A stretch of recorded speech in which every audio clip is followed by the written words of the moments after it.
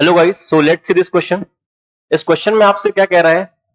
The variation of the rate constant of an enzyme catalysed reaction with substrate concentration is correctly represented by the graph.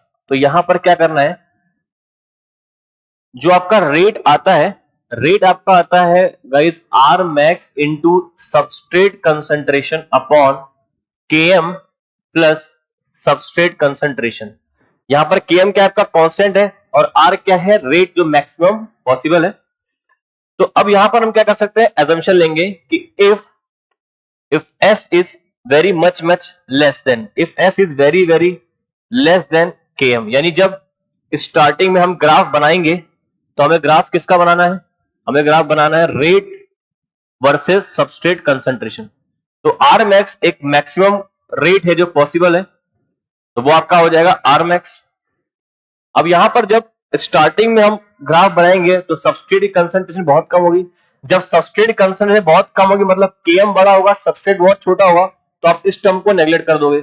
जब आप इस term को neglect कर दोगे, जब आप इस टर्म को नेग्लेक्ट कर दोगे यहां से, तो आपका यहां से रेट आ जाएगा R max into S upon constant Km। यानी स्टार्टिंग में जो आपका रेट होगा वो फर्स्ट ऑर्डर काइनेटिक्स को फॉलो करेगा विद सबस्ट्रेट कंसंट्रेशन।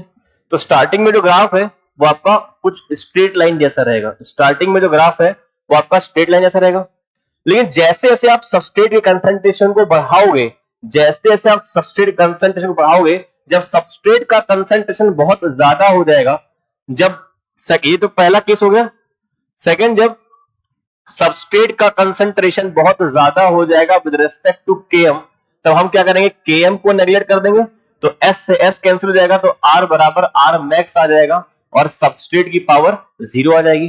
बिकॉज जैसे ही सबस्ट्रेट Km से ज्यादा होगा, आप इसे नेग्लेक्ट करोगे तो S से S कट जाएगा, तो S की पावर 0 का मतलब कांस्टेंट हो जाएगा। यानी जब सबस्ट्रेट का कंसंट्रेशन बहुत ज्यादा होगा तो ग्राफ कांस्टेंट आएगा। तो इसे मिला देंगे तो ग्राफ कुछ इस तरह से आपका बन जाएगा। तो ये जो आपका ऑप्शन है ये कहां दिख रहा है आपको, ये थर्ड वाला ग्राफ है कि बढ़ा एंड देन कांस्टेंट हो गया guys. So this is option number third. तो ये है आपका थर्ड वाला ग्राफ जो है, ये कहां पर हम देख लेते हैं यहाँ पर। तो थर्ड वाला जो ग्राफ है वो आपका बी ऑप्शन में है। So option number B is correct, option number B is correct. Clear है गाइस? यहां पर जो कॉन्सेप्ट यूज हो रहा है, तो यहां पर हमें आपको यहां पर पता होना चाहिए कैटलाइज्ड रिएक्शन का काइनेटिक्स, कैटलाइज्ड रिएक्शन। ठीक है, थैंक यू गाइस।